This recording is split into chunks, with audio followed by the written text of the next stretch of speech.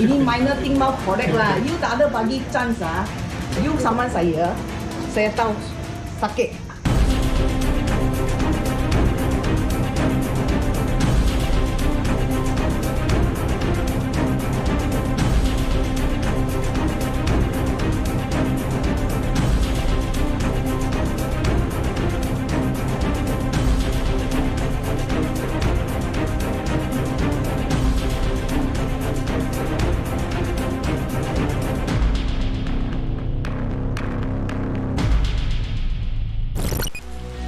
Assalamualaikum dan salam sejahtera. Anda sedang menonton 999. Siaran ini juga boleh ditonton secara HD di www.tonton.com.my.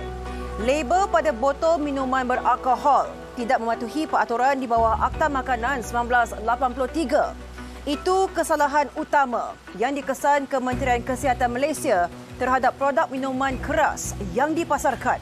Wartawan Arisha Khalil menyertai serbuan Jabatan Kesihatan Negeri Selangor di beberapa buah kedai runcit sekitar Subang Jaya.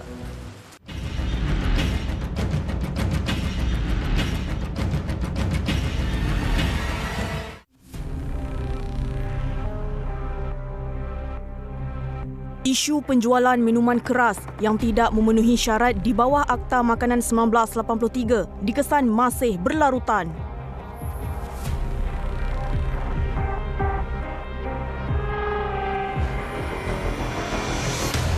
Ekoran itu menerusi operasi minuman beralkohol kali ini.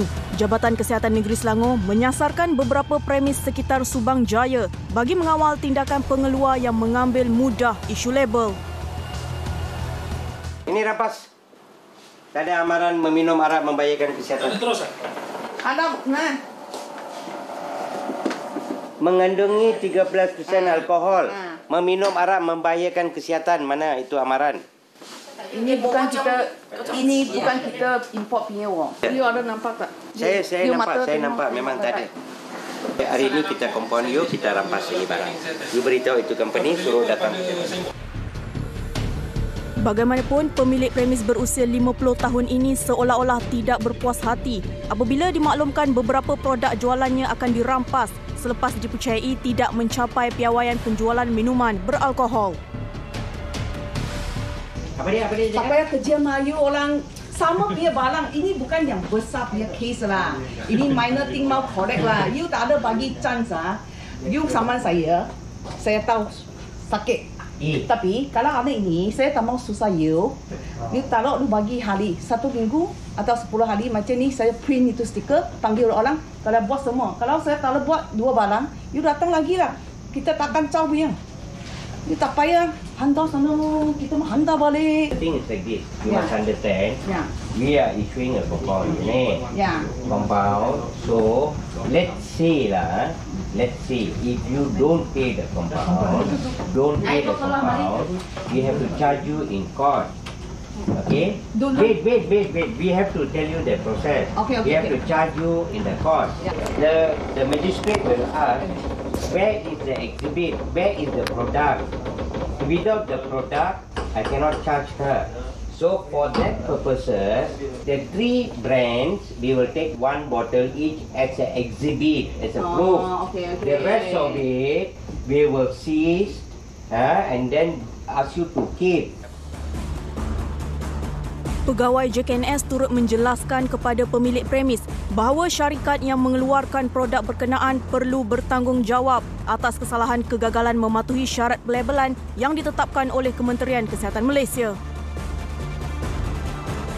You are responsible in selling. Ya. You cannot say I don't know. Sekarang company salah kah? Awak salah. Siapa jual? Yeah, we are selling. I know. Yeah. But the company's responsibility. Now I compound you ask the company to pay. Because the company asks you to sell. Which is wrong. Okay. I got what you mean already.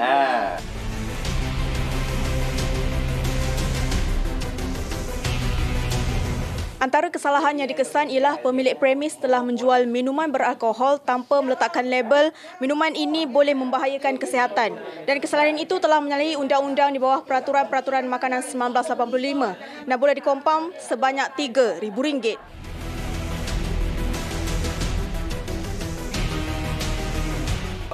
amaran meminum arak membahayakan kesihatan tak ada.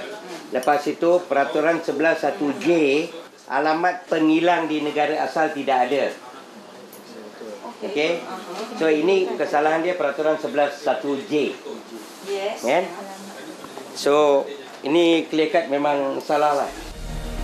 Secara keseluruhan, 3 notis kesalahan telah dikenakan kepada pemilik premis selepas melanggar syarat di bawah Peraturan-Peraturan Makanan 1985.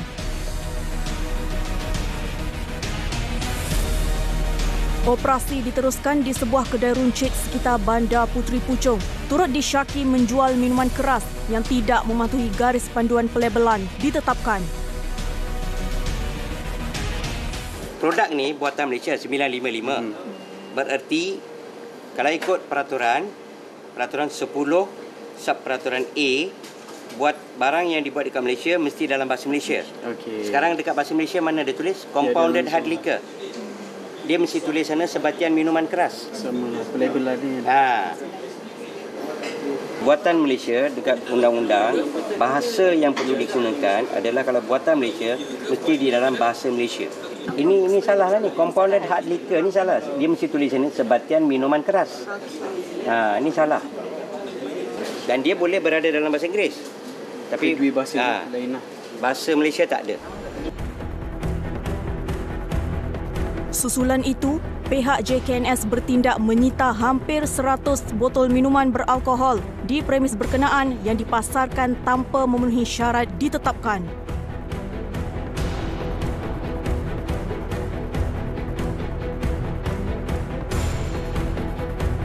Pemeriksaan di sebuah kedai runcit sekitar Subang Jaya ini pula mendapati pemilik premis tidak melakukan pengasingan antara minuman beralkohol dan makanan lain yang dikhawatiri boleh mengelirukan pengguna. Dia memang cakap tak boleh campur dengan apa-apa makanan lain. Tak boleh campur dengan minuman lain. Dia kena satu orang ni khas untuk arak dia. Selain diletakkan berhampiran makanan, minuman keras itu turut didapati diletakkan berhampiran produk semburan anti karat. Kesalahan tersebut telah dikompaun sebanyak RM3,000 mengikut Peraturan 361/5 Akta Makanan 1983.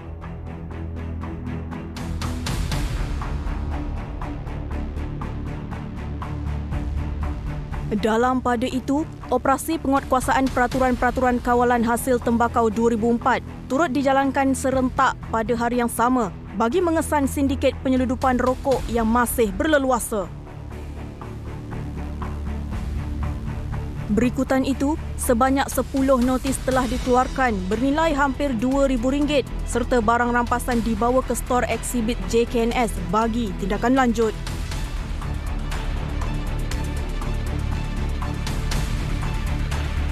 Susulan operasi minuman beralkohol yang dijalankan pihak JKNS bersama Pejabat Kesihatan Daerah Subang Jaya serta Majlis Bandaraya Subang Jaya, sebanyak 11 notis kesalahan bernilai RM31,500 telah dikeluarkan.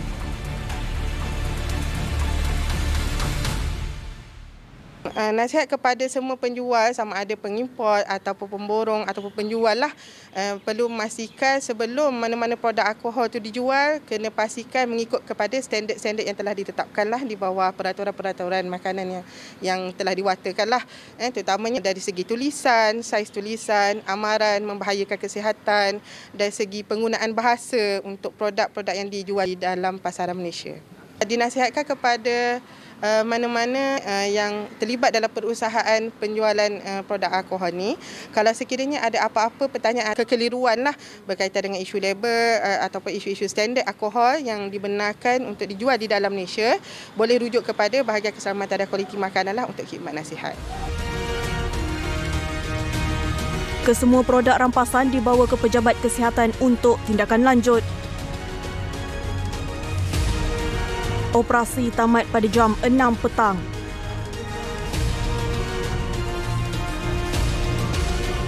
Laporan Arisha Kalim, 999.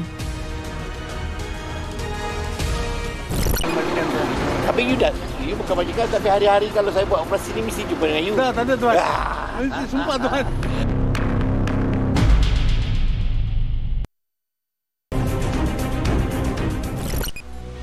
Bukan sahaja tiada lesen, malah ada juga yang sanggup melakukan modifikasi haram pada motosikal menjadi kenderaan roda 3. Wartawan Ainul Abdul Rauf menyertai operasi khas pemandu warga asing bersama Jabatan Pengangkutan Jalan JPJ Wilayah Persekutuan Kuala Lumpur bagi merungkai permasalahan tersebut.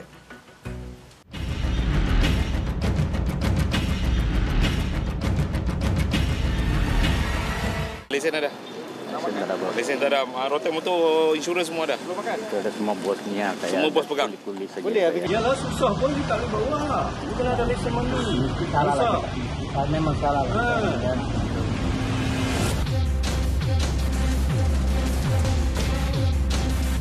Seolah-olah tidak gentar dengan tindakan undang-undang, segelintir warga asing sekitar Kuala Lumpur dikesan menunggang motosikal tanpa lesen yang sah untuk bekerja, khususnya dalam sektor perdagangan.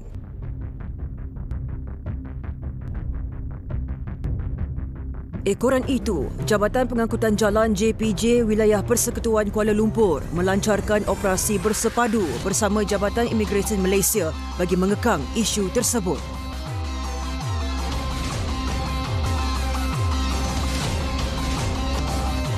Dewan ini dia ada mandu, dia ada rotek utama tempo, dia ada insurans, pembasuhan kenderaan. Sini kita punya base kita lah, Taman Rekreasi Tasik Tambah Hadu. Di jalan ni, daripada sini dia akan mengusik ke sini. So dia orang ramai duduk area sini ni. Perkampungan dia orang ramai area sini. Tepat jam 9 pagi, seramai 68 anggota JPJ digerakkan ke lokasi sasaran sekitar Ampang bagi mengesan pemandu warga asing di kawasan tersebut. Lesen ada? Lesen tak ada. Rotan motor, insurans semua ada? Belum makan? Itu ada semua bosnya. Semua bos pegang? Boleh ya? Ini motor ada pasal puspakom. Ada buat inspection, ada buat pemeriksaan 6 bulan. Itu tak tahu bos. You pun tak tahu? Itu bosnya motor. Saya ada. Ada jual setiap barang. Sudah settle semua barang, sudah bagi? Sudah bagi? Okey, helmet letak. Helmet letak.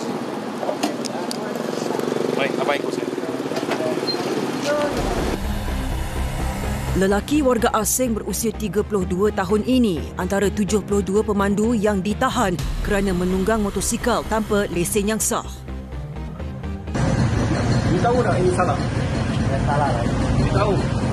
Bawa motor tak ada lesen. Ha? Macam mana? Susah. Saya bisa. Yalah susah pun kita boleh bawa. Bukan ada lesen mana. Susah. Memang salah. Mana-mana negara mau tunggang motor mesti ada lesen. Memang salah.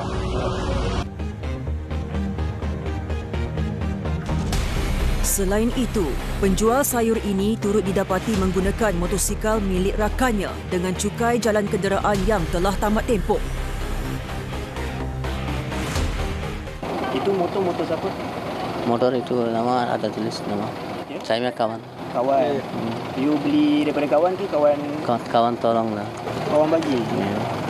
You tahu kan kalau tak ada lesen tak boleh bawa motor kan? Tahu memang salah lah kita orang. Tapi ada anak, ada bini kan. Iyalah, saya sendiri tahu memang salah. Saya daripada itu memang datang sini kita mesti salahnya kan. Tapi kita kampung tu bunuh-bunuh kan. Tak boleh duduk situ. Itu pasal problem sikit baru datang sini. Kalau saya sikit-sikit wang cari wang ayah dan mama ada kan. Boleh sikit-sikit itu boleh hantar wang sikit kan. Tapi tak ada lesen memang tak boleh bawa motor. Tapi tak memang salah kita orang memang salah. Selepas hampir 1 jam pemantauan bersama pihak JPJ, kesemua warga asing didapati tidak memiliki lesen memandu yang sah selain tiada cukai jalan serta insurans kenderaan. Bagi kesalahan tidak memiliki lesen, mereka dikenakan kompaun bernilai RM300 dan tindakan sitaan motosikal juga dikenakan oleh pihak JPJ. Operasi bersepadu yang dibantu seramai 11 anggota Jabatan Imigresen Malaysia ini turut memantau penunggang motosikal roda 3 yang mengubah suai kenderaan tidak mengikut spesifikasi yang ditetapkan. Roda 3 tu sebab satu, kalau motor aiskrim kan, dia ubah suai tanpa kebenaran. Ini haram lah, memang dia pasang sendiri. Dia pasang sendiri. Itu kita akan ambil tindakan dia bawa ubah suai kenderaan. Sekarang selalunya kalau ini dia kira package lah. Dia ada lesen mandu, dia ada rotek tamat tempoh, dia ada insurans, ubah suai kenderaan dan salah guna LKM. Majoriti penunggang motosikal roda 3 yang ditahan didapati melanggar Seksyen 23/2 Akta Pengangkutan Jalan 1987 iaitu menyalahgunakan lesen kenderaan motor atau LKM dan menggunakan kenderaan persendirian bagi tujuan perdagangan. Berapa lama sudah duduk sini? 3 tahun. 3 tahun. Sekarang ni you buat ini supply lah. Bukan, itu ini sikit-sikit jual. You ambil ni daripada mana? Kelapa? Itu orang rumah-rumah orang ada, saya sikit-sikit bayar. Itu ini macam surat kasih dia angkat. So beli daripada orang lah. Iya, ya. Ini pasang sendiri kan? Itu pasang itu saya 200 bayar lain orang. Oh, you bayar orang. Motor bukan you punya? Saya punya. You punya? Ya. Nama you? Ya. Lesen ada? Lesen tak ada, bos. Ada lesen. Susulan itu, lelaki warga asing berusia 60 tahun ini dikenakan saman oleh pihak JPJ kerana tidak mempunyai lesen memandu manakala motosikal roda 3 miliknya turut disita. Cik datang bawa kenderaan ini, pastikan semua dengan keadaan elok, buka di serta, kasih repair ni aerober, itu besi kena potong, masuk besi kena potong, kasih komplit betul-betul, okey, datang ke JPJ, bahagian pemeriksaan untuk cek balik dan kita release. Kemudian sama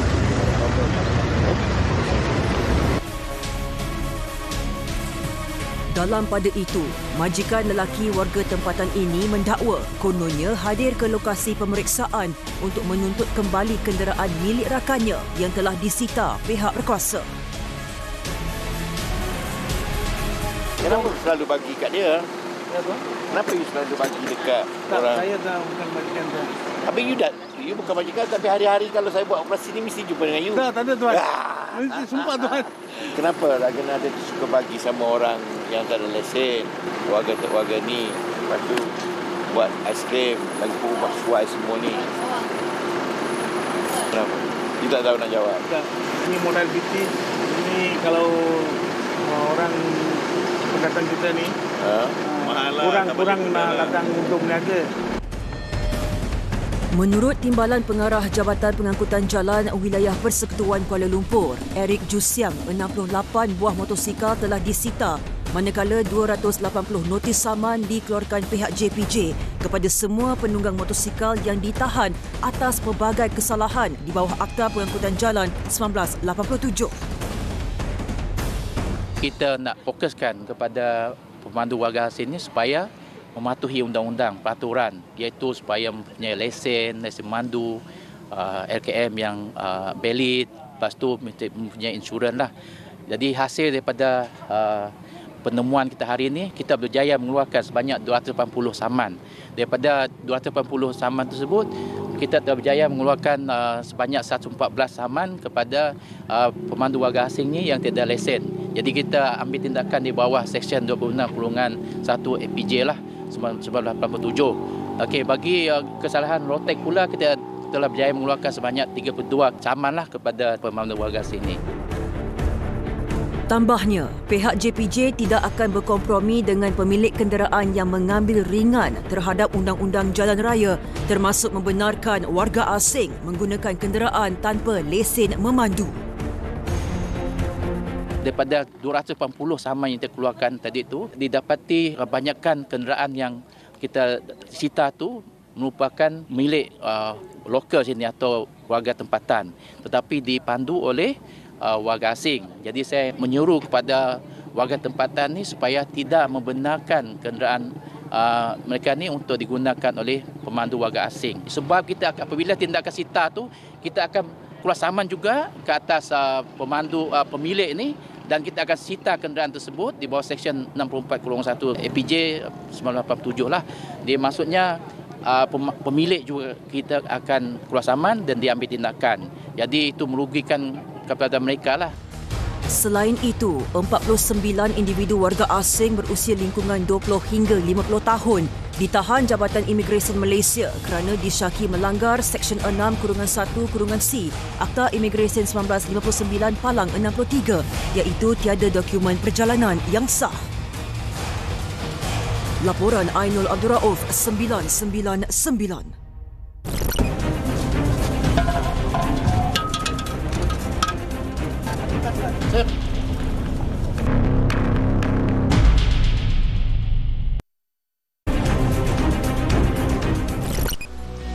Cuba menyeludup tong gas dan tepung ke negara jiran dengan menaiki bot pam.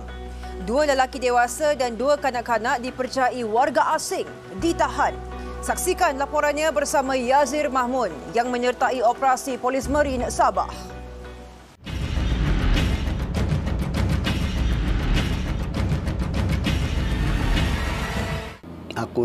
Aku tumpang saja, aku bawa saya punya mangga. Memang selalu bawa lah?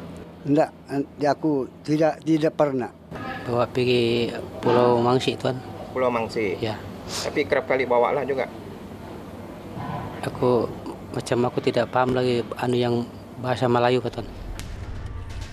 Pada tengah malam 23 Oktober lalu, pasukan Polis Marin Wilayah 4 Sabah menumpaskan cubaan warga asing menyeludup keluar 25 tong gas LPG dan 40 kg tepung dari Pulau Bangi ke negara jiran Filipina. Dilaporkan, ketika kejadian, sebuah bot pam dikesan bergerak menuju laut terbuka dari perairan Lok Agong. Namun, mereka dipintas oleh pasukan Polis Marin Kudat yang sedang melakukan rondaan op taring gelora khas kontraban di perairan berkenaan. Kru 999 menyertai operasi kontraban bersama pasukan Polis Marin Wilayah 4 Sabah. Dan di sebelah saya ni adalah bot yang didapati cuba menyeludup bahan tong gas ke negara jiran dan telah ditahan oleh pasukan Polis Marin. Operasi taring gelora khas telah dilancarkan sejak 4 Oktober lalu sehingga penghujung bulan Oktober bertujuan membanteras aktiviti penyeludupan di kawasan perairan dan daratan di Sabah. Pemeriksaan lanjut di Pengkalan Polis Marin Kudat mendapati bot pam berkenaan dinaiki 2 lelaki berusia 43 dan 58 tahun serta 2 kanak-kanak berusia 10 dan 12 tahun dipercayai warga asing. Operasi taring gelora khas yang melibatkan kesemua 7 zon marin di Sabah berjaya merekodkan 22 tangkapan. Menurut Komander PPM Wilayah 4 Sabah, ACP Ahmad Arifin.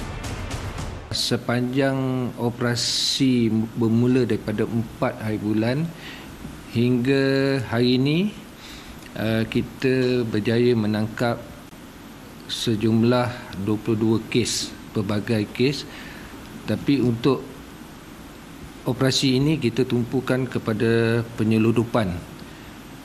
Tidak kira melibatkan kontraban ataupun melibatkan barang di bawah Akta Kawalan Bekalan. Dan kita berjaya menangkap 22 kes dengan nilai rampasan lebih kurang 2.1 juta dan operasi ini melibatkan operasi di perairan dan juga di daratan. Terdapat 25 tong gas LPG berkapasiti 14 kg setiap satu dan 40 kg tepung di dalam bot mereka. Pengemudi bot pula gagal mengemukakan sebarang dokumen atau permit membawa barangan kawalan berkenaan. Aku tumpang saja, aku bawa saya punya mangga. Memang selalu bawa lah? Tidak, aku tidak pernah. Tidak pernah? Aku bawa saja saya punya mangga itu di atas tu. Oh, okey. Jadi sekarang ni bawa tong gas untuk bawa ke mana? Anda tanya dia orang lah. Ha? Bukan saya punya. Oh, siapa punya? Tanya dia orang. Oh, dia orang punya. Ha? Ini apa, anak kita? Ada kaitan juga, Pak. Ada kaitan, ha? Jadi kita ikut saja lah. Tumpang saja. Tumpang saja. siasatan awal mendapati barangan kawalan terbabit cuba diseludup ke Pulau Mangsi, Filipina dari kampung Lok Agong, Pulau Banggi, Kudat. Ini tujuan bawa tong gas ini mau bawa pergi seberang lah. Pergi Mangsi lah tuan, untuk yang lain itu jual, yang lain kami pakai untuk masak. Untuk jual di seberang lah? Ya di Mangsi itu ya. Nilai keseluruhan rampasan termasuk bot pam dan enjin bot dianggarkan berjumlah RM21,720. Kes disiasat mengikut Seksyen 21 Akta Kawalan Bekalan 1961. Laporan Muhammad Yazir Mahmud, 999.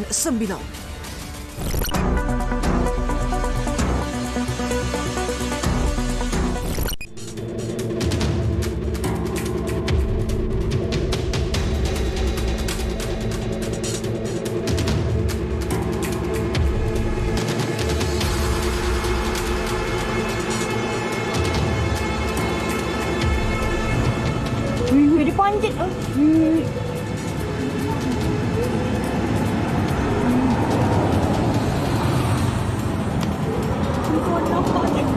Tak ada. Boleh balik. Bahayalah orang ni.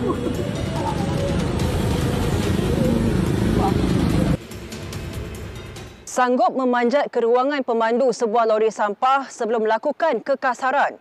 Itulah tindakan agresif seorang lelaki yang dipercayai tidak berpuas hati selepas pemandu berkenaan meminta suspek untuk mengalihkan kenderaan yang menghalang laluannya.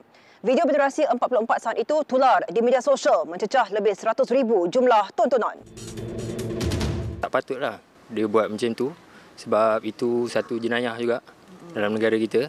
Sebab negara kita ada undang-undang dan memang tak patut dia buat macam tu. Patutnya dia boleh kawal perasaan lagi sebelum ambil tindakan yang begitulah. Kadang-kadang kita tengok orang yang kita nak marah tu, kadang orang tua, kadang perempuan kan. So kita eloknya bincang dululah. Jangan terus angkat tangan, tunjuk pergerakan untuk bergaduh lah. Kita perlu bersabar lah. Kena bersabar atas jalan raya. Ya, memang semua orang akan marah bila satu kesilapan atas jalan raya, memang membawa maut, tapi eloknya kita berbincang dan bersabar dulu. Kalau eloknya, seeloknya lah. Kalau dia di horn tu, alihkan kenderaan je. Tak payah nak tunjuk something apa ke. Kita sama manusia, tolak ansur itu saja. Orang tu mungkin bermasalah, mungkin ada masalah. Sebab tu dia melepaskan geram apa semua kat orang tu. Mungkin masalah lain, tapi tak boleh lah. Dia buat kerja dia, fikir profesional sikit. Biasalah kan, kita hidup bukannya fikir diri sendiri, fikirkan orang lain. Bagi saya lah, saya akan call polis. Sebab dia yang kita punya tanggungjawab. Ataupun tolong leraikan ke, kita tak boleh tengok saja. Menurut Ketua Polis Daerah Sabak Bernam, Superintendent Agus Salim Muhammad Alias, pemandu lori berkenaan telah membuat laporan berhubung kejadian di Jalan Pancang Berdena, Sungai Besar itu selepas mangsa mendakwa diugut dan dipukul oleh suspek.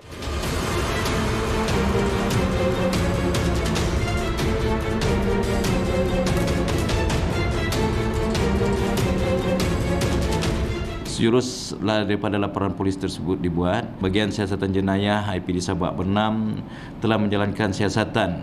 Hasil daripada risikan maklumat yang dijalankan, suspek berjaya dikesan di Taman Pandan Perdana Kuala Lumpur pada 30 hari bulan 10 2023 jam lebih kurang jam 2 pagi lah.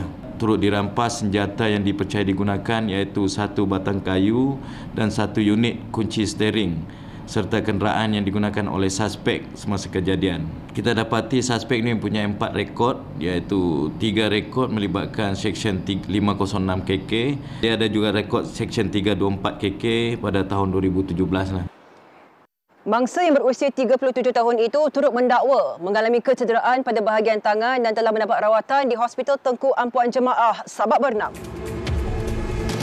Suspek telah dituduh pada 31 hari bulan dan tiada pengakuan bersalah daripada pihak suspek, dan pihak magistrate telah mengarahkan agar suspek ini dihantar ke Tanjung Rambutan, Hospital Tanjung Rambutan untuk rawatan psikiatrik Saya menasihati dan mengingatkan kepada semua pengguna jalan raya yang terlibat dalam perselisihan faham agar lebih berhemah dan tidak melakukan sebarang tindakan di luar batasan undang-undang sehingga boleh mendatangkan kecederaan dan ancaman kepada pengguna jalan raya yang lain. Pihak polis tidak akan berkompromi dengan sebarang perbuatan yang melanggar undang-undang dan akan mengambil tindakan tegas kepada pelaku yang terlibat dalam kesalahan. Kes disiasat mengikut Seksyen 324 Palang 506 Kanun Keseksaan yang memperuntukkan hukuman penjara maksimum 7 tahun atau denda atau kedua-dua sekali jika sabit kesalahan.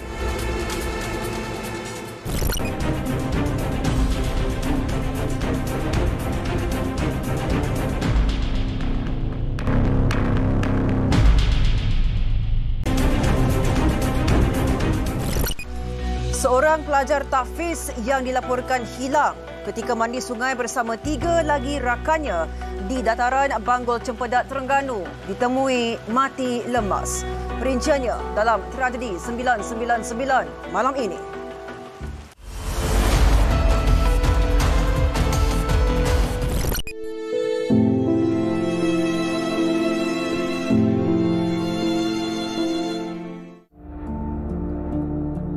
Empat pelajar pusat tahfiz dikatakan lemas ketika mandi di sungai di dataran Banggol Cempedak, Kuala Terengganu sehingga menyebabkan seorang daripada mereka maut.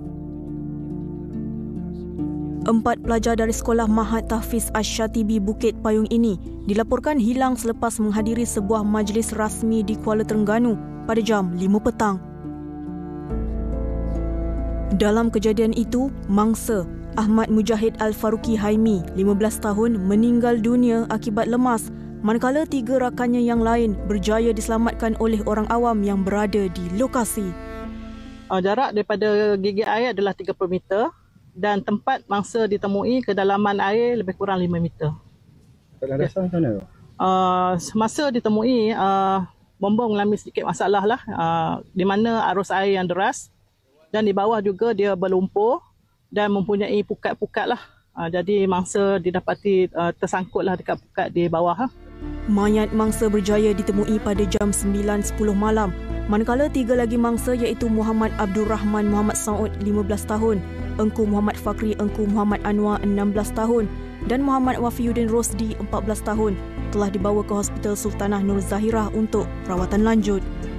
Itu budak tu yang ketika tu duduk dalam air tu. Bila temu tu kita pun sama-sama akak dia, lepas tu awak naik darat, atas darat. Situ sifat apa semua lah. Seorang lagi tu memang tak boleh nak selamat dah sebab dia duduk jauh sangat. Kita nampak pun timbul jauh gitu, timbul tegelang je. Hanyut tu.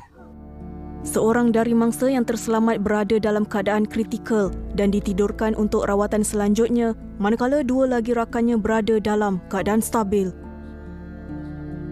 Operasi mencari dan menyelamat bomba Kuala Terengganu berakhir pada jam 10 malam dan mayat mangsa dibawa ke Hospital Sultanah Nur Zahirah Kuala Terengganu untuk proses bedah siasat.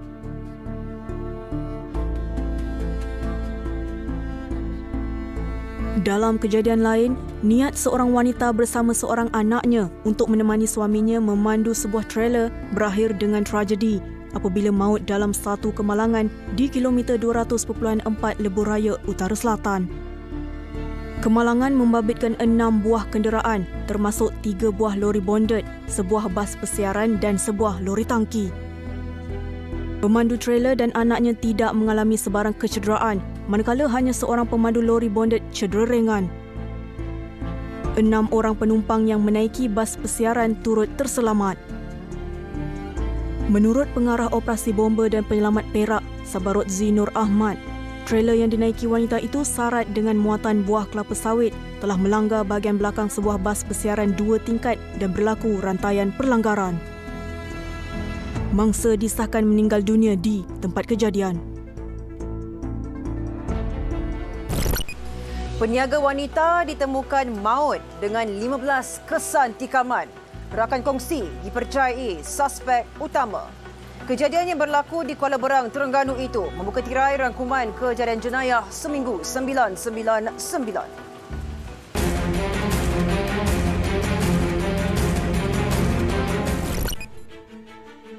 Mayat seorang wanita berusia lingkungan 50-an ditemui dalam longkang berhampiran Pejabat Kesihatan Hulu Terengganu oleh seorang pegawai keselamatan yang bertugas. Mangsa dipercayai dilanggar sebelum ditikam sebanyak 15 kali oleh rakan baiknya. Sebelum kejadian, mangsa dikatakan bertemu suspek untuk membincangkan mengenai keuntungan perniagaan baju milik mereka, namun tidak menemui kesepakatan sehingga tercetus perbalahan. Pihak polis berjaya memberkas suspek di Wakaf Tapai Marang, Terengganu beberapa jam selepas mangsa dibunuh. Suami suspek turut ditahan bagi membantu siasatan. Kes disiasat di bawah Seksyen 302 Kanun Keseksaan kerana membunuh.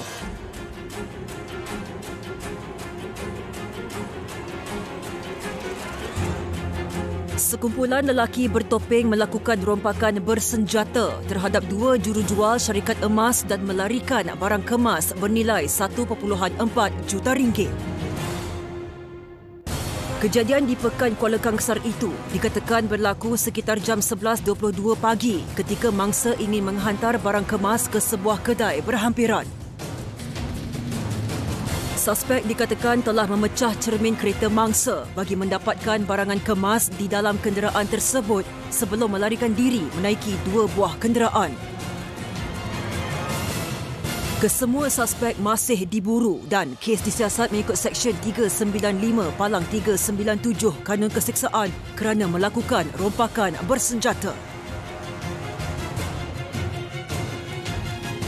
Seorang ibu tunggal dan rakan serumah masing-masing dijatuhkan hukuman penjara selama 7 tahun di Mahkamah Session Johor Bahru setelah didapati bersalah atas pertuduhan menganiaya serta mengabaikan anak kandungnya. Tertuduh Nurul Ashikin Muhammad Zaid 27 dan rakan serumah Awin Chua 30 dikatakan telah memukul dan membiarkan anaknya bersendirian di rumah tanpa meninggalkan sebarang makanan.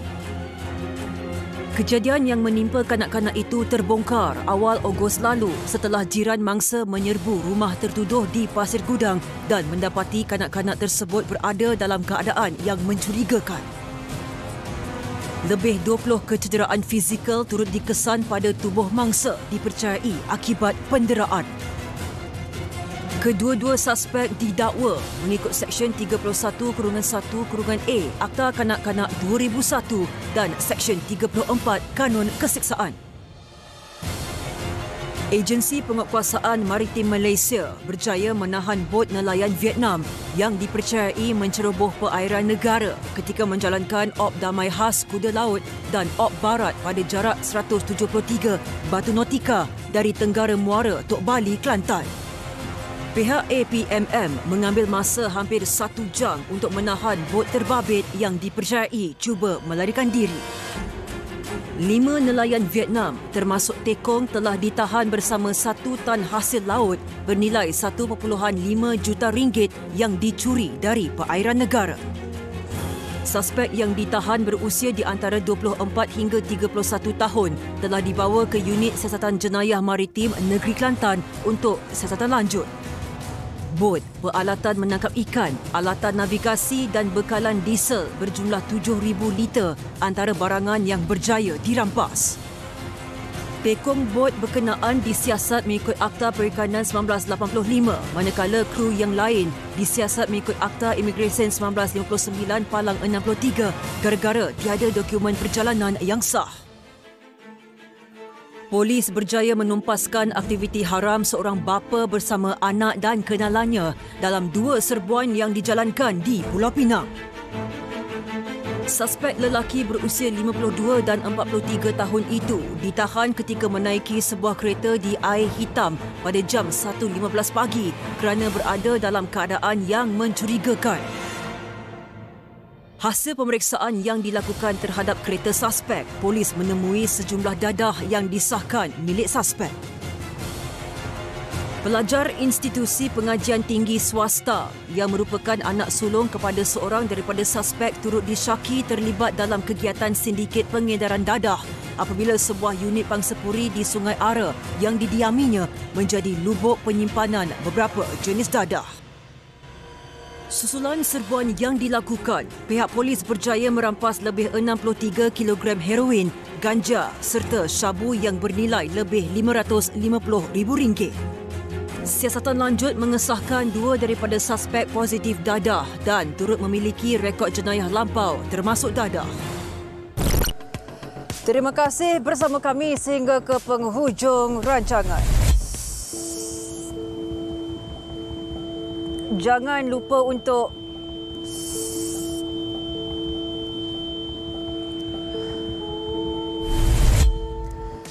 Jangan lupa untuk catch semula siaran 999 melalui aplikasi tonton dengan memuat turun dan langgan sekarang. Sekian itu sahaja daripada kami. Ingat, jenayah membawa padah.